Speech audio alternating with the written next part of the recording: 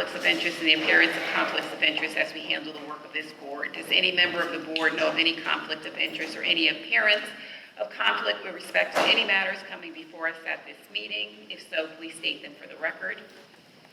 If during the course of the meeting you become aware of an actual or apparent conflict of interest, please bring the matter to the attention of the chair. It will then be your duty to abstain from participating in discussion on the matter and from voting on the matter. Thank you. You had a chance to review your agenda, and I'll entertain a motion to accept tonight's agenda. So moved.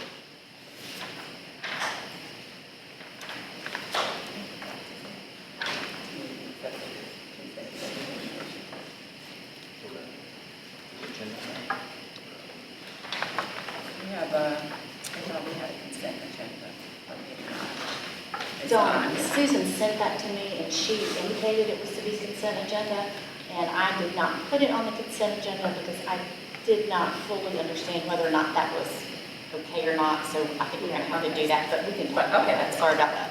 Okay. And the new business should also include the audit contract? Yes, yes.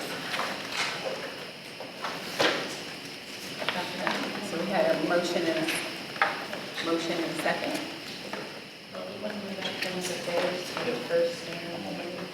Okay. So academic affairs will be first on the standing committee reports.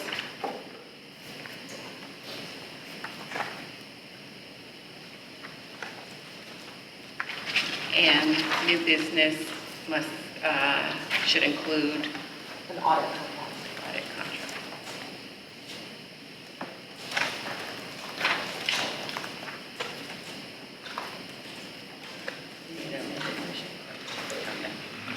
Okay, so we have a motion and a second. All in favor? Opposed? Motion passed. Okay, now we will have public comments. Mr. Brent Heifel. Thank you. Again, my name is Brent Hoff. I have 3 children here. My wife is employed. August the 27th, I requested a meeting with Ms. Boyle, Ms. Sandora, and Ms. Cummings because I have some concerns about some decisions related to school. That morning, Ms. Boyle did respond that she was busy that day. I understood that. She also said I could just meet with just Ms. Sandora and Ms. Cummings. I responded that no, I prefer to meet with all 3. I've still not had that meeting yet. I would assume that there's a reasonable time to respond, to have a meeting. I'm wondering if I need to ask someone else at this board. If I need to address you all individually, I'll be glad to do that. I'll give you my cell phone number and we can talk. Thank you for your time. Mr. Highfield, you requested a meeting with Ms. Sandora, Sandora, who responded multiple times trying to set up the appointment. Okay, Ms. Cummings, who responded more than once. okay. Ms. Boyd did respond immediately that morning with kind of a boilerplate response and then a segment that said, I'm busy today, which I understood. That's reasonable. But it has been since August the 27th. Ms. Sandora, to her credit, made multiple attempts to reschedule, tried to find a time that all 3 of us could meet, as did Ms. Cummings. Thank you.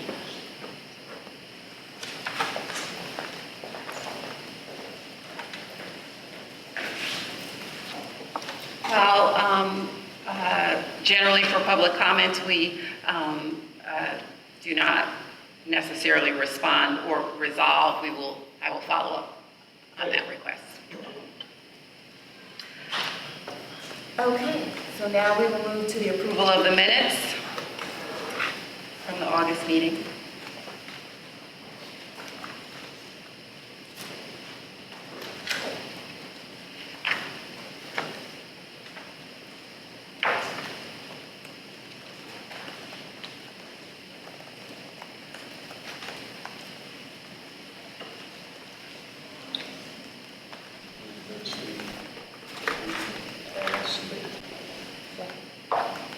Any questions or discussion? All in favor? Opposed? Motion passed. Thank you. I've been informed the Booster Club will not present a report this evening. And our new Student Government Association President, Tylea Triggs, we're excited to welcome her. She wasn't going to be be able to attend tonight, but we should see her at future meetings. Now we'll have our director's report. For ease of purpose, I've gone ahead and given you all a copy of the report, and I think you can scan through most of it. Some things just to call out for public information. Our ADM is currently calculating at 942 in the area of excellence in operations, we did have a budget target of 945, so that does put us 3 students shy of our original budget. However, we don't foresee any financial implications as a result of that change. There were also questions about how many students were remaining on the wait list, and so those numbers are included there for you by grade. We do have a total of 321 students on the wait list, and you'll see that the majority of those are in kindergarten, 1st, 5th, and 7th, as well as 8th. We are developing a report based on the request from last meeting regarding the 18-19 lottery enrollment process, and we expect to have that ready for delivery in October. For the staffing update, we have been able to refill our 3rd grade position, so that is no longer a vacancy, and where we thought we were going to have a 4th grade vacancy, that is no longer the case. So we are now currently looking for a 7th grade math teacher, a Spanish teacher, and we do have an open leadership position, and with our conversations with academic affairs, we're looking at potentially changing the original title from Dean of Students to a different job function, so we'll be talking about that in academic affairs, but that position is still open. We are also developing an employee retention report based on some comments and questions from the last several months, and we're going to look for the last 3 years in that audit and that report, and we should also expect to have that ready in October. You can see some of the elements we're doing to refine our recruitment process. In the general operations update, I just wanted to publicly thank all of our teachers and staff, particularly in this building, that are being really flexible and adaptable. We have 5 teachers that don't have a home-based classroom that have to push into empty classrooms during planning periods, and all teachers involved are really making that work. And in fact, you'll see the blue wall in front of us that helps us to partition off that section of the commons on occasion to create a temporary classroom when needed. So we really do appreciate everyone's flexibility and still delivering excellent academic instruction despite those difficulties. As far as the budget goes, you can see the information that's there. They haven't officially approved the budget that would give us all of our operating funds, but the State Department of Public Instruction has started coming up with allotment figures for the districts. So that information is not populating into our account at this time, but we still do have the drawdown authority. A couple of things we do know is that retirement will actually come in at 19.7%. We had originally budgeted that at 20.43%, so that should give us a projected surplus of approximately $29,000 when all is said and done. And the health benefit cost is going to be $6,306 per employee, full-time employee, and we had budgeted that a little over $6,500. So again, we should see a surplus from that when all of the budget numbers finally reconcile. We're still waiting to see what the final allotment per pupil amount will be for head count. As soon as we have that information, we will share it. There are a couple of updates about roadway construction, sidewalk improvements that have been happening on campus, and then I did want to call attention to the last bullet in the general operations section regarding our hours. We did recently have an inclement weather closure or adverse weather situation with Hurricane Dorian, so I just wanted to make sure everyone had an update that we still have 34.5 hours remaining in our calendar if there were to be any future incidents in this school year before we had to consider adding in makeup days or makeup time. As far as excellence in culture goes, we have a staff culture update. A special thank you and words of encouragement to all of our teachers that are working to ensure our 7th grade students continue to receive high quality math instruction while we search for a permanent replacement. There's just teachers taking on an extra class here and there to help make sure that our students are getting that math instruction from a high quality math teacher.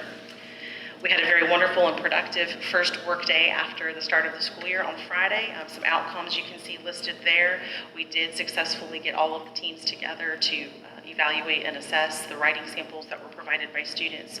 Learned a lot from the process, and we'll be using that information to not only improve writing instruction on campus, but also how we deliver that initial assessment in future years.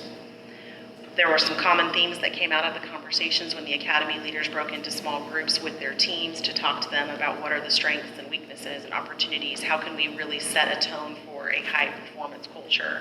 And things that came out of that are very consistent with what we've been talking about in academic affairs, vertical alignment, vertical articulation, support, and making that a reality and not just words.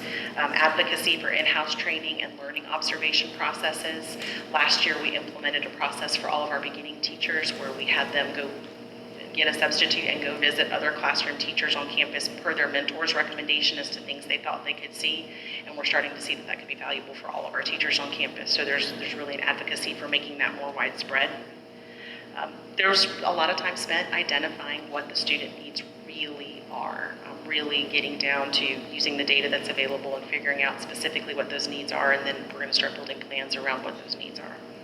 Clear identification of behaviors that support a high-performance culture.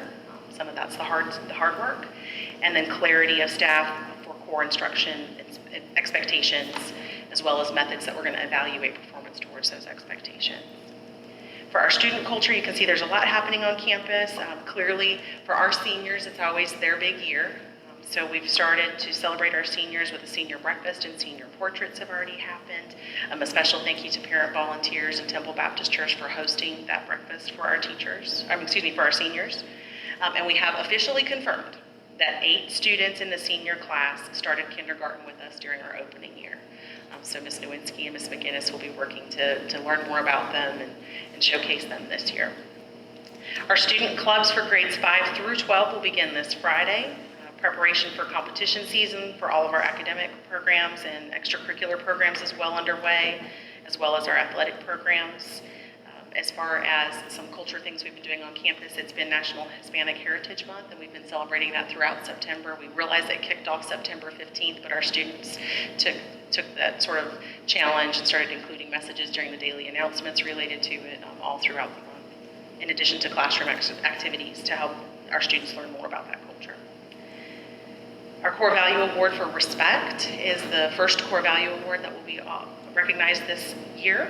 And so those distributions will be made this week, and then we'll recognize those at our next board meeting in October, along with some others. We've decided to do those recognitions quarterly. Some things to look forward in October. I think most everybody is aware that that's anti-bullying month, and so we'll be kicking off some of that work with our bully-free assembly. Things like the book fair will be coming back to campus, and an English writer in residence will be on campus to work with our senior academy students. And of course, it's time to announce, if you haven't heard, that Matilda will be the official musical performance for our students this year, and drama workshops and auditions will begin later next month. For our community culture updates, some things that we've been doing to establish those partnerships with the community. We have been continuing to partner with the Triangle East Chamber of Commerce and other area businesses for the JOCO Works program that will be kicking off for the first time ever here in our community on November 14th and 15th. Our 8th grade students will specifically be invited to attend this event and visit the different worlds of work to learn more about career opportunities. A lot of what we're learning from both industry and college is that if the students have no idea what they want to be when they grow up, they don't make really great college plans. So the earlier we can get them to think about the things that they might be interested in doing, the better we can align their coursework and help them strategize as to universities that they're trying to get into for their target and reach schools. Certainly. How are they getting there? So right now we're doing a combination of family van pool as we would for most of our field trips, as well as using the bus that we do have. And we've been working with the group to ensure that that can be safely accommodated for our students.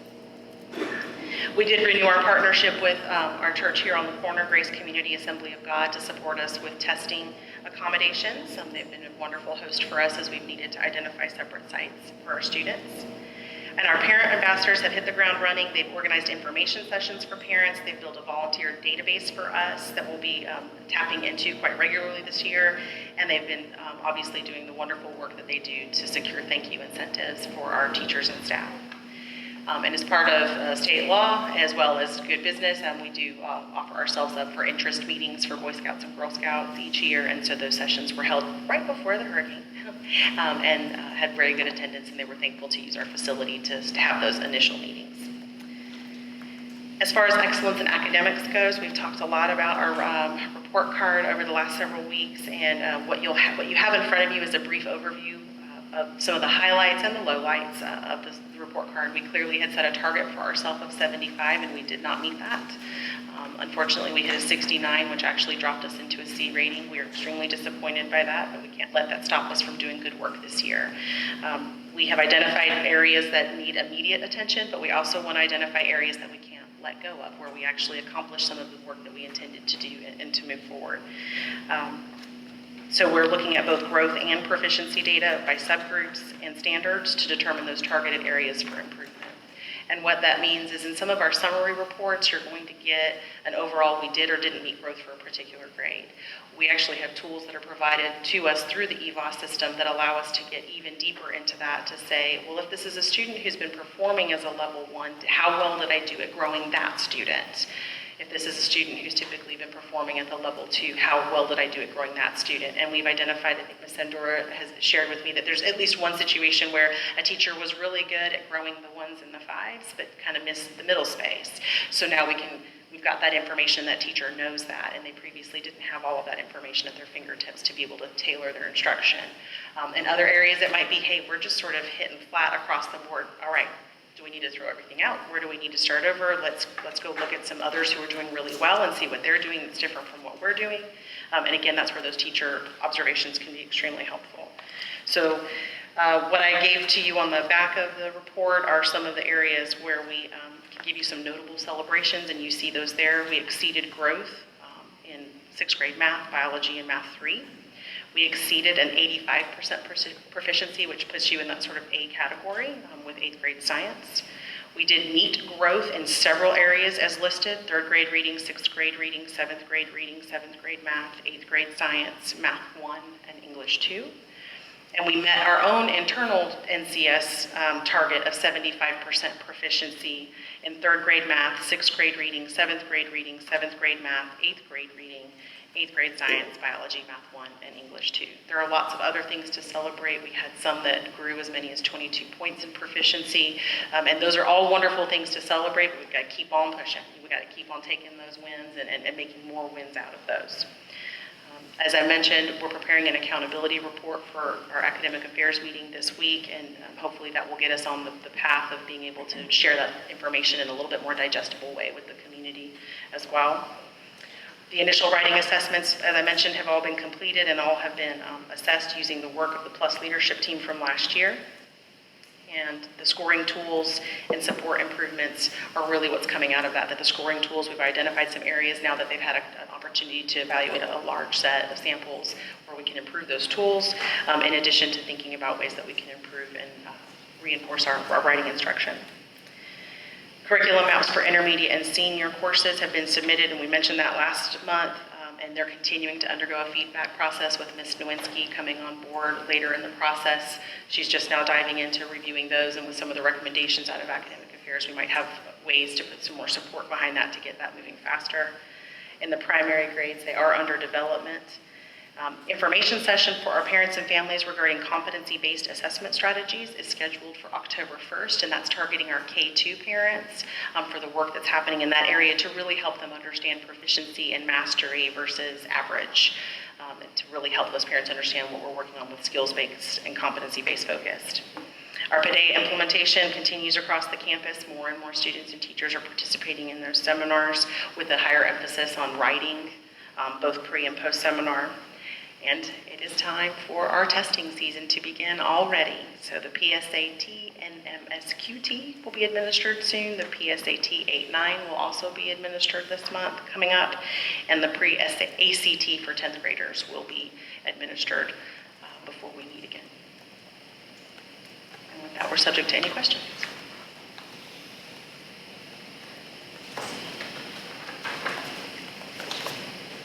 Thank you very much. We'll now go to our committee reports. Executive committee met virtually on Sunday to discuss a personnel matter, and we have also decided to meet the first Thursday.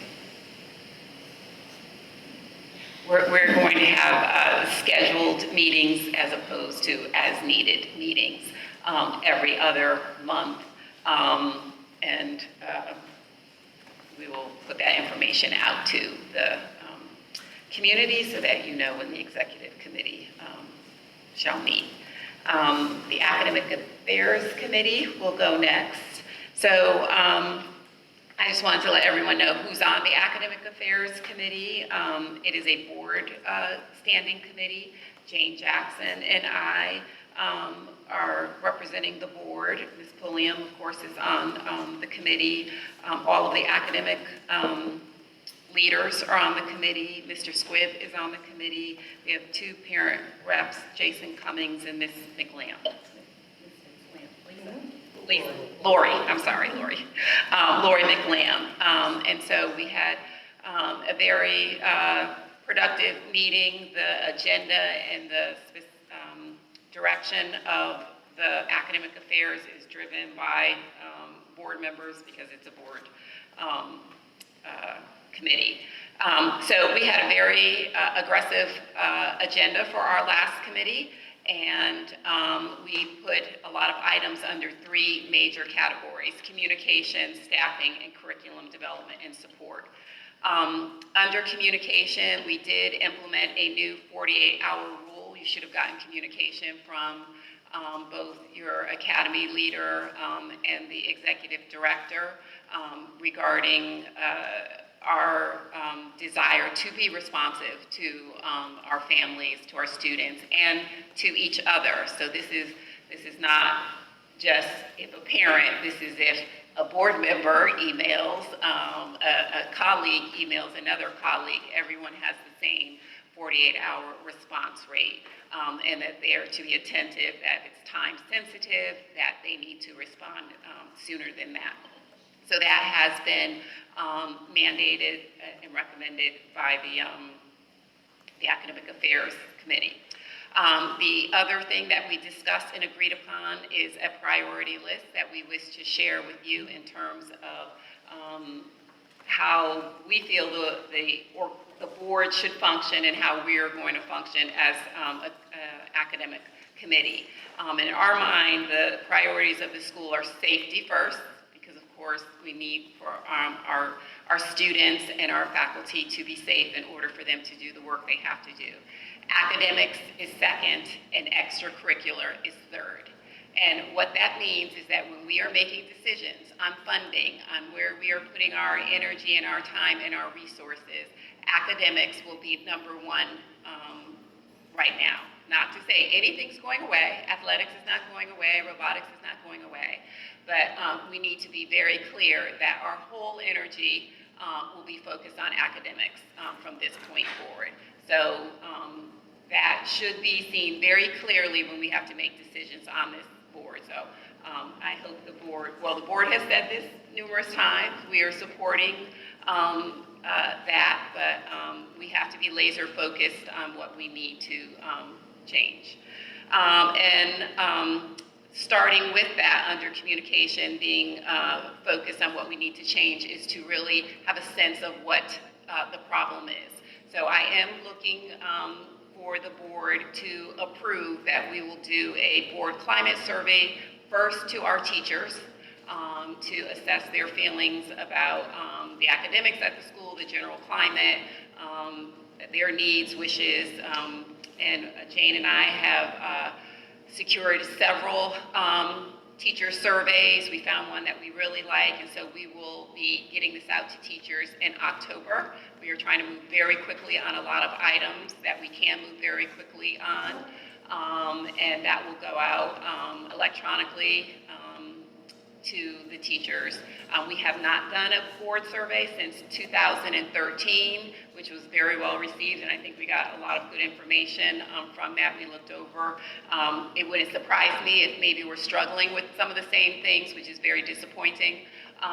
So we know that we would have to continue to work on those things. If anyone, we will of course be discussing this more thoroughly at the Thursday academic affairs meeting. And I meant to tell you that we have moved our meetings from once a month to twice a month to try to get the work of this committee done. But we would be happy to review any questions that someone thinks that we should include on this survey, but we're pretty close to having a good slate of questions, and it should take a teacher maybe 10 to 15 minutes to complete.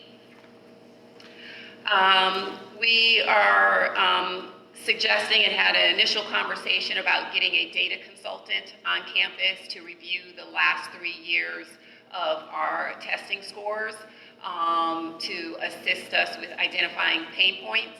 I think while we have awesome academy leaders, they're focused on their academy. We may need a holistic approach to what our data is telling us. So we're going to have continued discussions about securing a data consultant.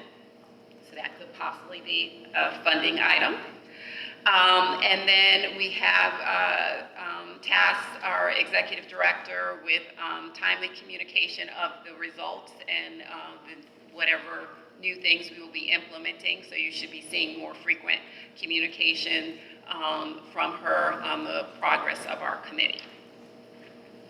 Staffing, we had long conversations about our vacancies, really good suggestions about some innovative ways to recruit that we will be building into our recruitment process from this point forward. We are looking at a recruitment plan, perhaps in consultation with the HR consultant we have already secured, to look for ways that we could really increase our visibility and recruit outside of our standard methods of recruiting. We also talked about establishing ourselves in social media, perhaps getting an intern who can assist us, because part of recruiting, even if you don't actually even have a position, is really putting yourself out there and making yourself having a brand and being a place that people would seek out employment rather than us having to seek them out. So we are working more diligently on that, and I actually said that we have a social media class at JCC, and the teacher thought he would have several students who would be interested in an unpaid internship for the experience. The development of a retention plan, which also may have a funding impact, where we will be assigning faculty leads. Is that the title? I call them department faculty leads in the various academies. One of the things that we are very adamant about is that there's a faculty lead for gateway courses, which would be high school math and high school English. Those would be stipend positions where we would look for our teacher leaders who we could develop, and they would work to do some of the work and process and developing some of the infrastructure and systems that we need to develop in order for a lot of these things to take place. We are looking to have that in place by November 1st. So the committee, the staff on the committee is working to get those descriptions in place and start the process of assigning the faculty leads. We felt strongly that there should, while we didn't meet our overall bonus as an institution, in an effort to demonstrate that we are 100% behind top academics, we felt strongly and wanted to recommend to the board that individual bonuses for excellent teachers be awarded this year. And so, of course, we had to put that on the staff and Susan to identify what that would look like. Obviously, we did not put a criteria out prior to this so that people could work to develop to be competitive for that. However, we are tasking them with looking for a fair and objective way to monitor excellence in our instruction. And then we, as part of our overall retention plan, want to look at various incentives for teachers. We have started this many years ago under other administrators, whether it's multi-year contracts, whether it's merit bonuses, or whatever they want to come up with, a Teacher of the Year program. We had talked about that in a parent session. However, we can put some items in front of our teachers to say that we support you, to say that we recognize excellence in education by providing them with various components. So that will be part of a big retention proposal that we will be submitting. We also ask that our unassigned Dean of Students position be changed back to the Dean of Academics. And so we will be finalizing that discussion at our Thursday meeting. I think we need a top-level person who is looking over all academies and putting together plans, as well as really another set of hands who can help us. It's a capacity issue, quite frankly, that we've identified. There's a lot of things we want to do. We may need another hand to do it. So the role needs to be better defined and better established, and so that's one of the things that we would be looking at. Under curriculum development and support, we had discussion about curriculum alignment and uniform curricula across the courses. I know some of the parents would say, oh, you know, they teacher shop because they feel one particular teacher does a better job than another teacher because what they do in the classroom may not be uniform. And in some courses, it's very important. I mean, I personally will say high school English needs to be as standardized as possible so that you don't have one person who teaches a little bit of grammar and you have someone else who wants to spend half a semester on it. So I think when you have sequence courses, those are important to be uniform as well. So it's a big discussion, and some of it we're probably pretty close to doing it, but we need some more eyes on that and some more discussion about how that should look across the K through 12. Probably more so middle school and high school, but everyone. Everywhere, yes. We're also talking about what professional development teachers may need and to assist us in executing these things.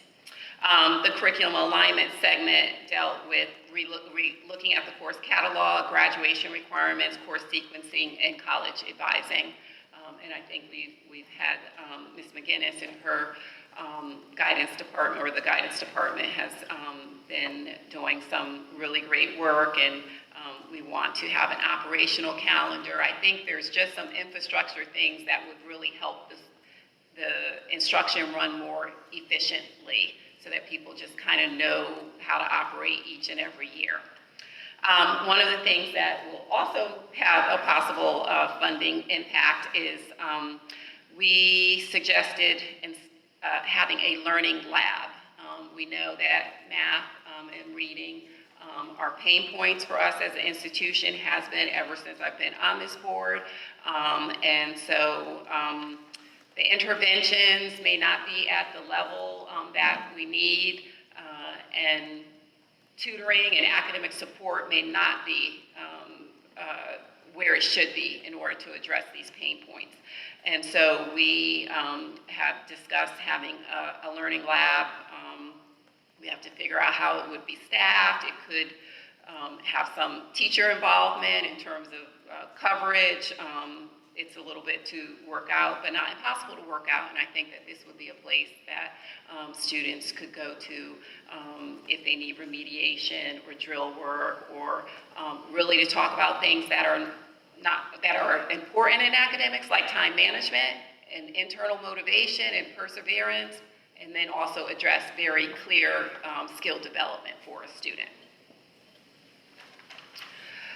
Technology training, we want all teachers to use Canvas. It is an online learning management system that provides an endless amount of opportunities to instruct students without you having to be face-to-face. And so we need for the staff to put together criteria for what should be in Canvas, or whether everyone has a syllabus or everyone uploads their homework or, whatever we have to work out. But part of that is obviously training to use Canvas, and not just like, this is how you turn it on, or this is how you upload a document, but how do you teach in an online environment? That is a crucial skill for our students. There's hardly any higher ed institution you're going to go to where they don't have an LMS that they have to navigate, from registering for ECU. No, Fayetteville State has a fall preview, and you have to go through this whole online registration just to go to the preview. You can't just show up. So being able to successfully navigate online environments is going to be very important for our students, and so we need to activate that so that all teachers are using that. We talked a little bit about the data consultant, volunteers, CCP plan, and how we can, not just CCP, but other external organizations that could provide additional instruction, and how we can leverage and maximize those, as well as a bit of talk on our freshman and senior seminars and how we will approach that next year. So it was, as I said, very detailed. We didn't get into every single item, but we did cover our general thoughts on all of these items, and we're looking forward to working with the staff and really being able to make some changes, some material changes that we can all see and that our students can feel, and that obviously will impact our outcomes for our testing. Questions? Sorry, that was a lot. Actually, it was a really good report. Two things I heard you mention. Was there discussion about the senior and freshman seminar placement, or is that going to be covered under the curriculum and course catalog, meaning as far as? Yes, we did discuss that, and they were tasked with making that decision by Thursday's meeting, and then that will be immediately conveyed to the school. Okay. That's as far as whether or not freshman seminar would happen in 8th grade? Yes, there was a suggestion that it happens in 8th and 11th grade instead of 9th and 12th grade.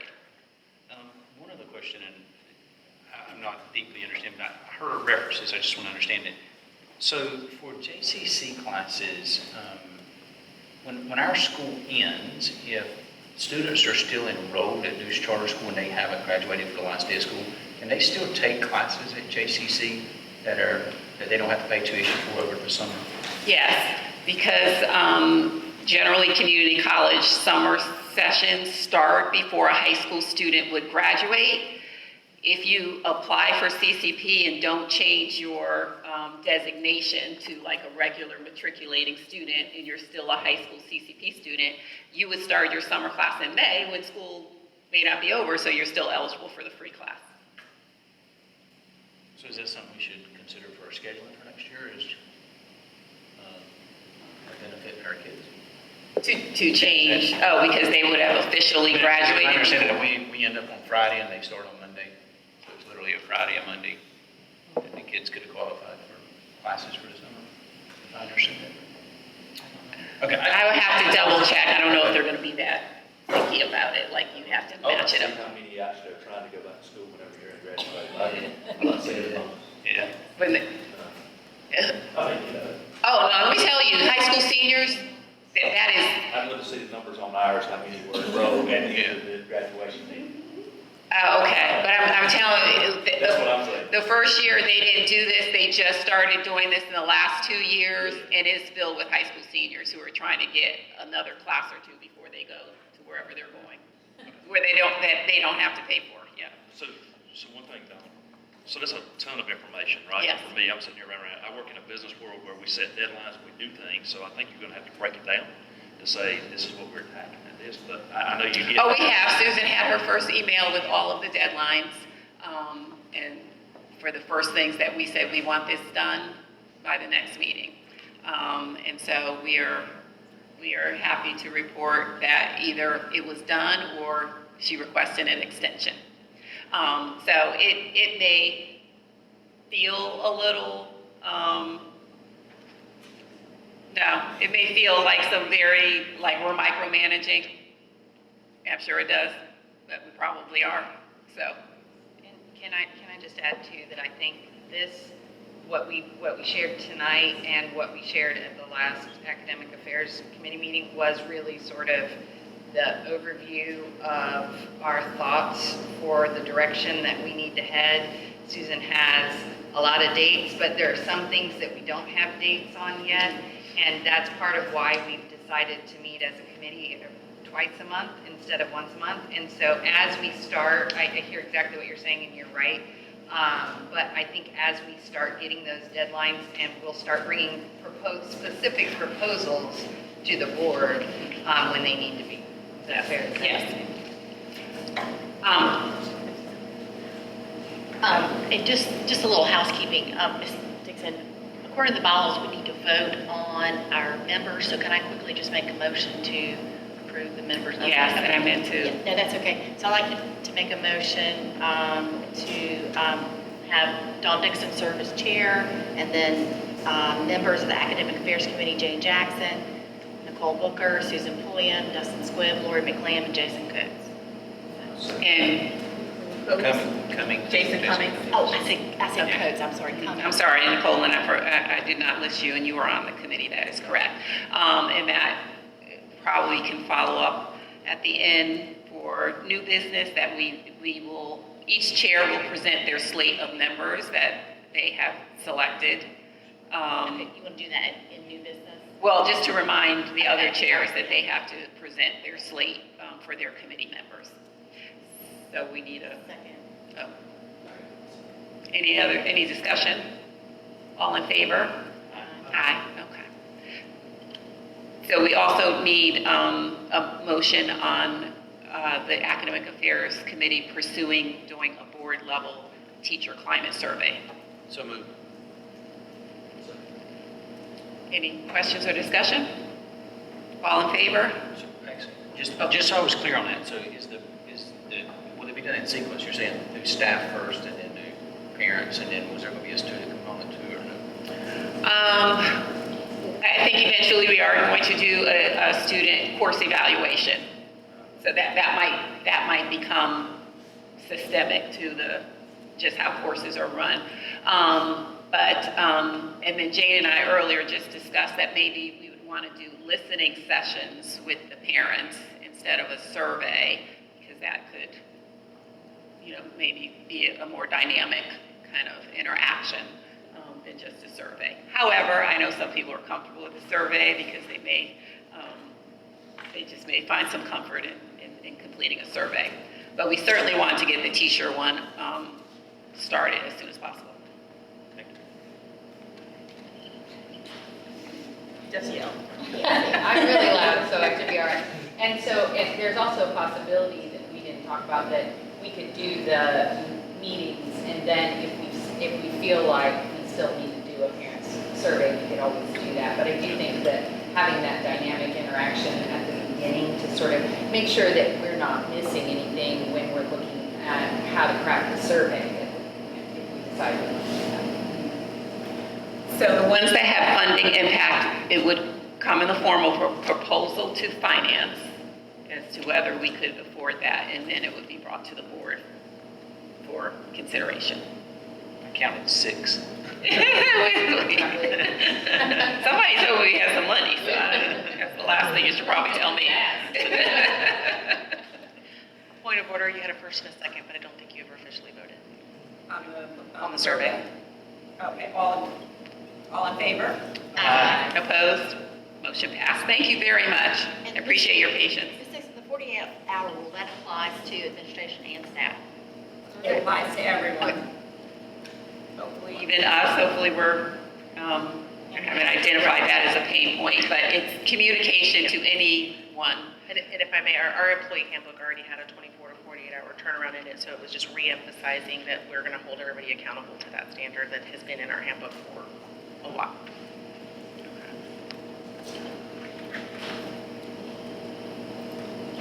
Finance.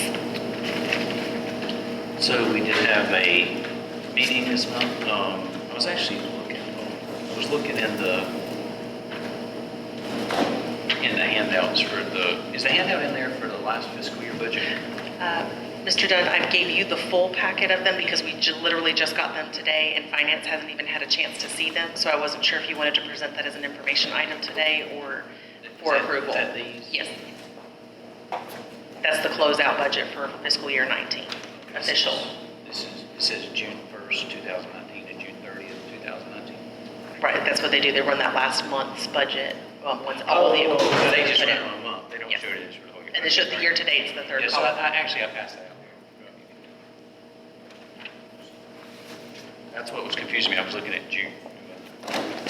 So as you'll see on the one that's titled June 1st to June 30th, what that is everybody, just to remind everybody, our fiscal year runs from July 1st to June 30th. That's our fiscal year for the school. So what you're seeing is the final month's budget report for 2018-19 fiscal year. I always do this, I always look at the bottom line numbers first. If you turn to the back page, we ended up with about a little over $256,000 in surplus Mr. throughout the Dunn, year. that was the budgeted surplus. The actual surplus shows up in the year-to-date column. Yeah, okay. I see. So we actually ended up with $948 in surplus. This is what we talked about a long ways, is about where we hold money in contingencies, how things around staffing throughout the year, whether you're out full-time teachers, sometimes that creates surpluses simply because you've got a sub in a classroom for a period of time. So we need to approve, I'd like for us to approve what we see here. So this is what actually goes to Reeves and Associates for our audit for this fiscal year.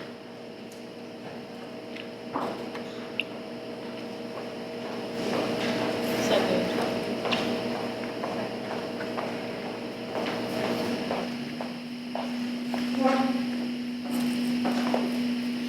It's all right. Any questions, discussions? All in favor? Opposed? Thank you. And then also, if you actually see in the,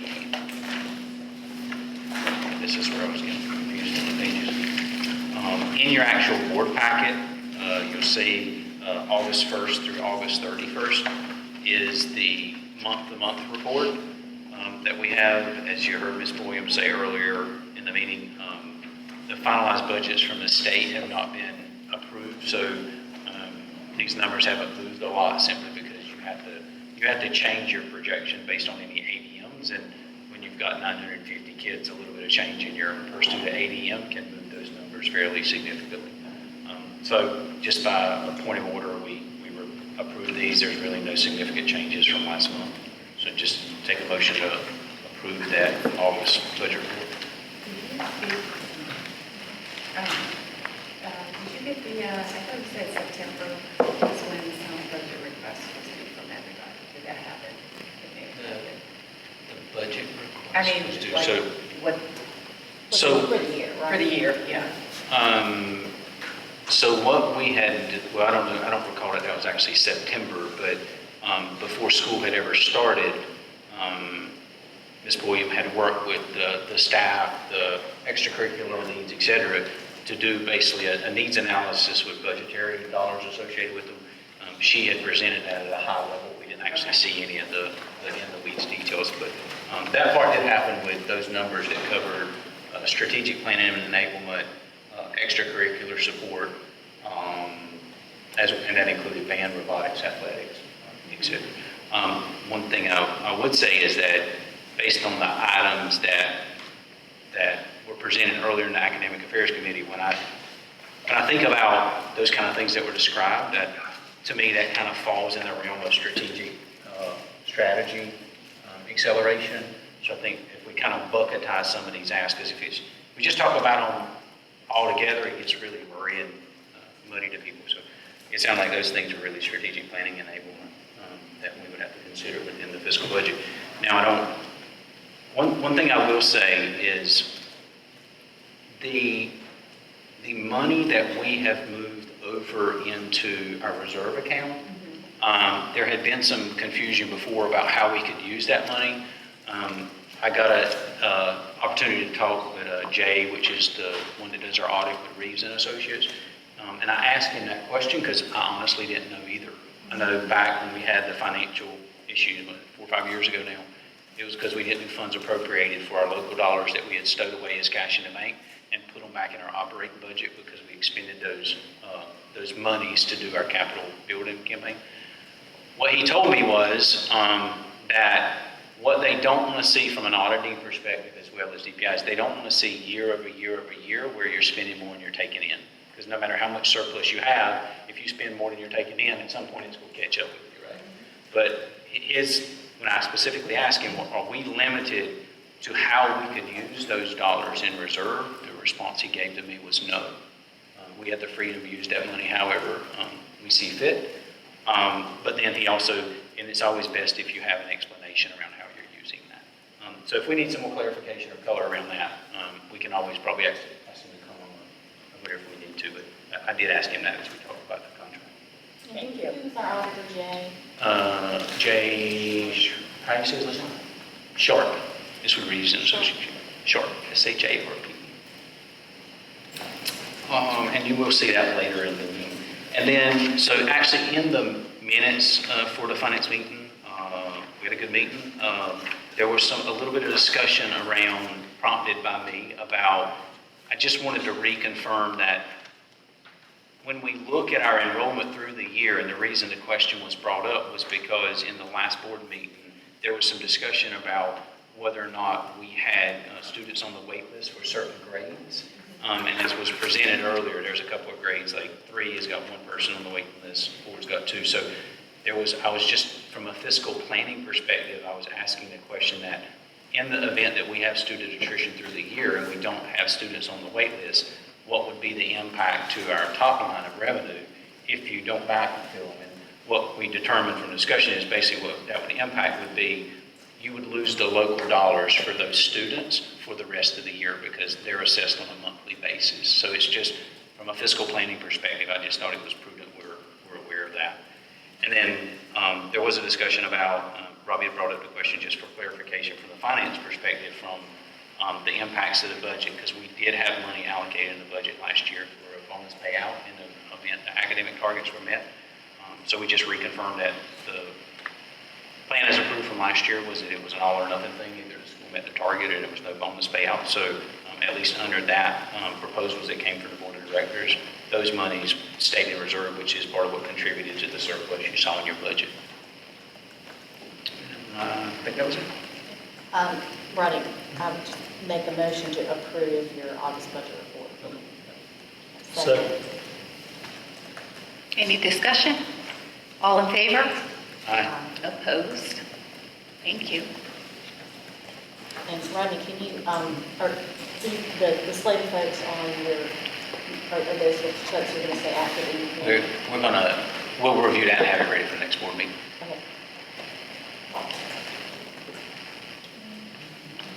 We want to expand it some more to get some additional community involvement and stuff. And so we'll sit down with Robbie and talk about some potential people that we think would be good in there. Sounds good. So Rodney, I was going to say too, so I know in the past we've been told we couldn't use those, and I get that Jay's told us we can't. Katie or whoever had told us in the past we couldn't use them to fund for certain things. So I want to make sure, y'all want to make sure we reach out to DPI or somebody just to do a second to make sure that we stay, in compliance. Who gave you conflicting, who did you refer to?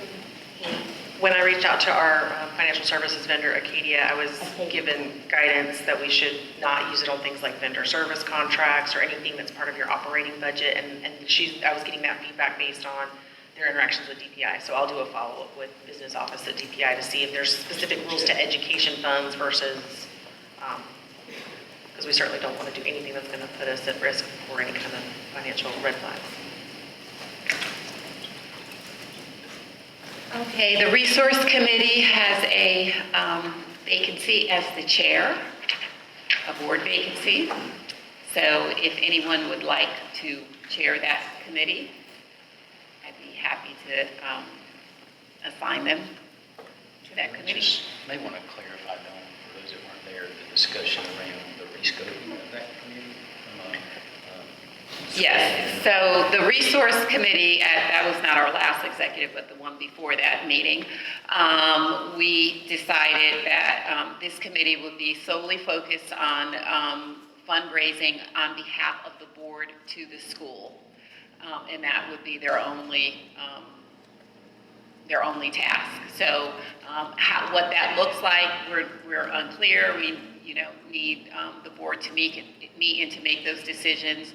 But there has been a long history of expectations for the board to fundraise at a certain level to gift to the school for whatever use they see fit with those funds, and not to be the arm of the overseer of all fundraising at the school. So that's not under our responsibility. We are here to raise money as a board, and then that money would go to the school.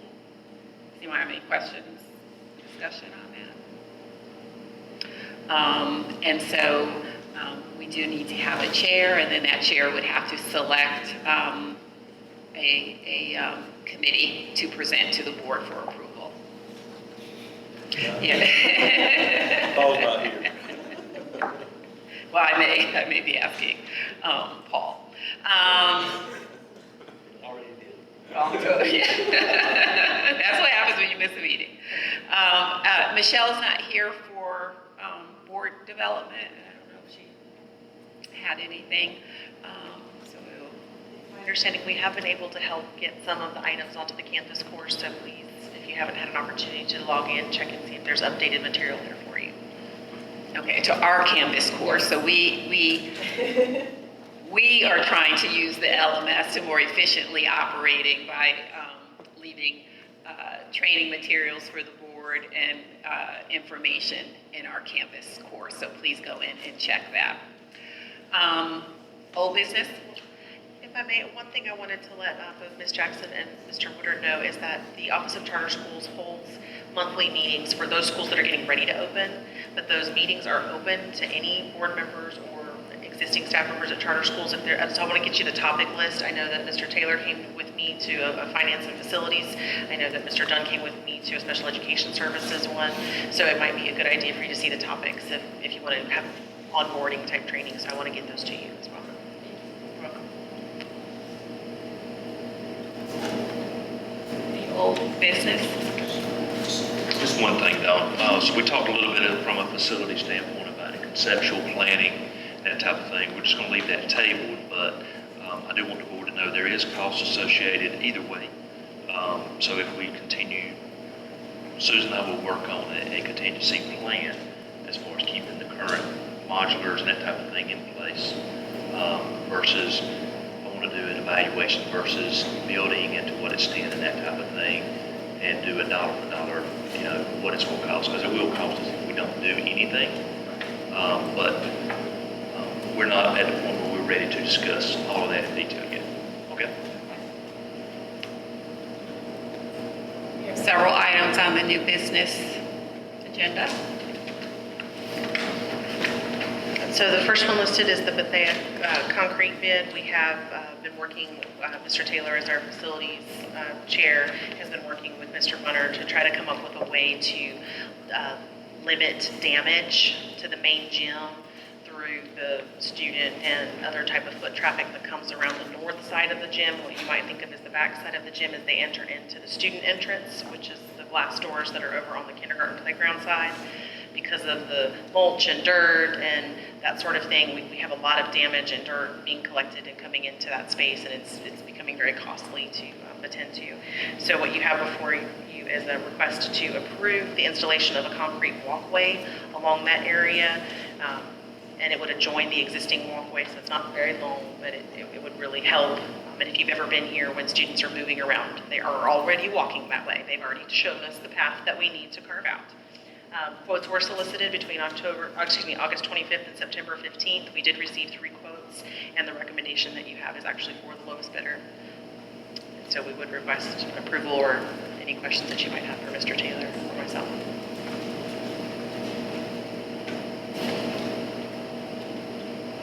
Make a motion to approve the contract for Bethea's for concrete installation. Any discussion, questions?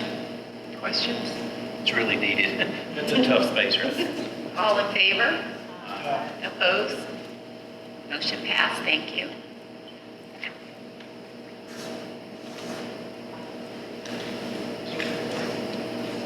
Go ahead. The next one that you have is the request to enter into a new lease agreement with a new provider for our copiers. Please say yes, or our teachers will kill me. Okay, so what we have before you is a process that we entered into several months ago. We started looking because we knew that our contract was going to expire. It has now gone into a month-to-month status, so we are free to enter into a new lease with no financial penalties. We have been able to secure a bid that is basically cost neutral. It's difficult to say what it will ultimately be because it is a per copy price when it's all said and done, but as far as the pricing framework, it's cost neutral. We are going to be able to get brand new machines. Most importantly, the service contract for the machines is a much improved service contract with a required 4-hour response time. And at an institution like ours, that means a lot. We did have an open bid process. We solicited bids from at least 3 vendors. The one that you see before you is the one that provided the needs for all of met all of our needs, as well as being timely with their response and providing us a cost neutral bid. So with that, we ask approval. Did you do an assessment? How many copiers do you have on campus?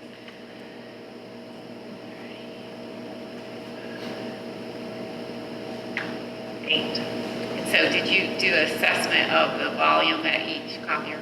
Yes, and so this is a tailored contract to the use that each of the machines. So if it's an unused machine, it's been replaced with something that's more cost effective. If it's an overused machine, it's been replaced with something that's more industrial. But is this a contract, and I haven't read this entire tiny little print, but is this a contract where the cost of the copier, if you don't meet the minimum, is more? No, it's a flat rate for the monthly, and then it's just per copy on top of that. Okay. So there's no increased rates with or without uses. It's just a flat rate for the lease of the machine, and then everything else is per copy after that. Okay. It doesn't vary. They provide all the toners, all the service, all the repairs. We just purchase paper.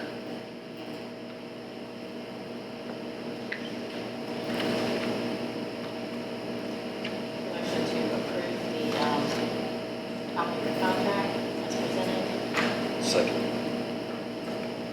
Any discussion? All in favor? Opposed? Motion passed. Thank you. The next item was presented to Executive Committee for consideration and for bringing it to the full board for approval.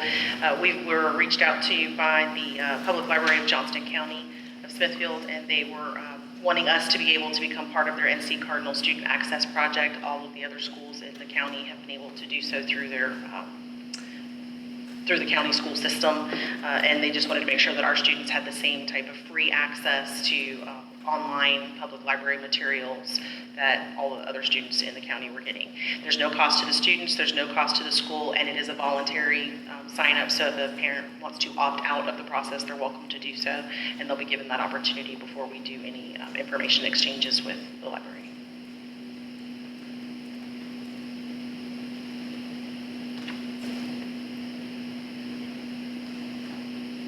I'll entertain a motion.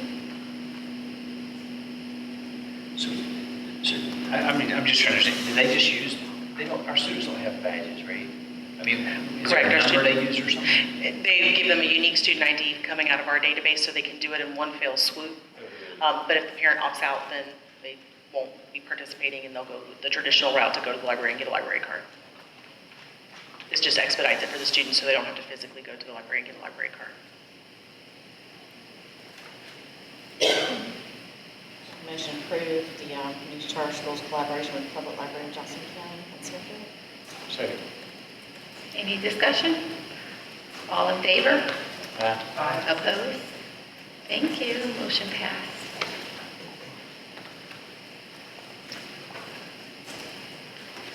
The next thing on the list is sort of co-presented between myself and Mr. Dunn, but it's approval of a contract to authorize Reeves and Associates to conduct the NCS annual audit for fiscal year 2019. This will be their 4th year, I believe, maybe 3rd, conducting our annual audit. The audit does include an audit of our financial statements and governmental activities, as well as business types, each major fund, and the aggregate remaining fund information, including related notes to the financial statements, which collectively comprise the basic financial statements of the school as of the year ended June 30, 2019. Furthermore, it includes a audit of the necessary partnership audit through News Charter School Facilities being our landlord. It includes both elements of the audit. Are they still amenable to working with our CPA? After I talked to him, yes.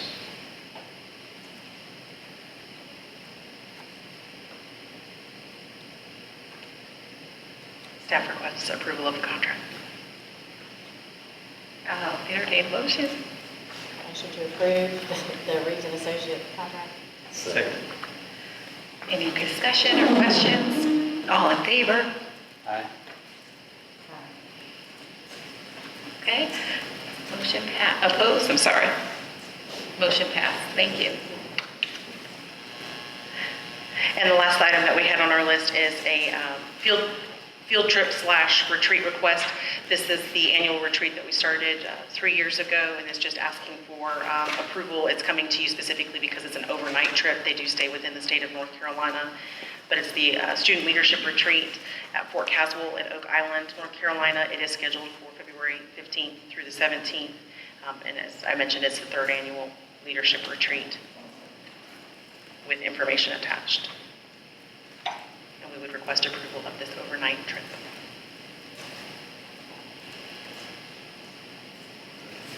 It's 9 through 12. And students like our own Tylea Triggs, who will be sitting to my left, soon went to that leadership retreat before being selected as the student government president. Someone like to make a motion? I move to accept the proposal. Second. Second. Any discussion? All in favor? Aye. Opposed? Motion approved. Thank you.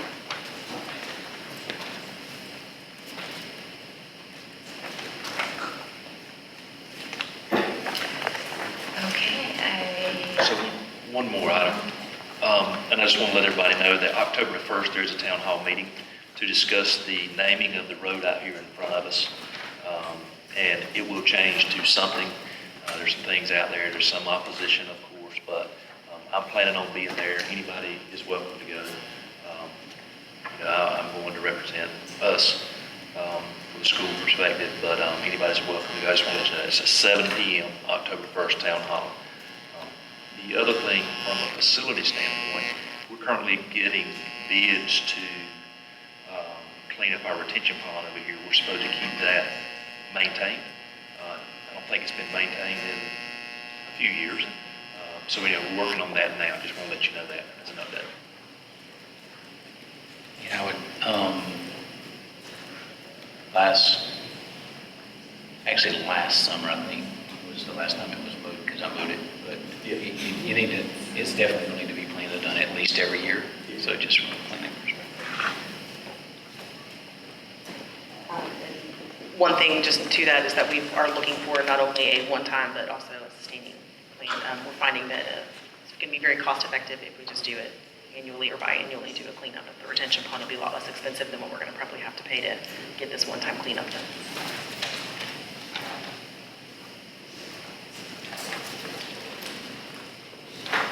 okay, any other items? Staff does have one personnel item for closed session, and I believe there is an item related to legal matters. Okay. Motion for closed session? I make a motion we move to closed session. Personnel administrative discussion? Second. All in favor? Meeting adjourned for closed session. Thank you.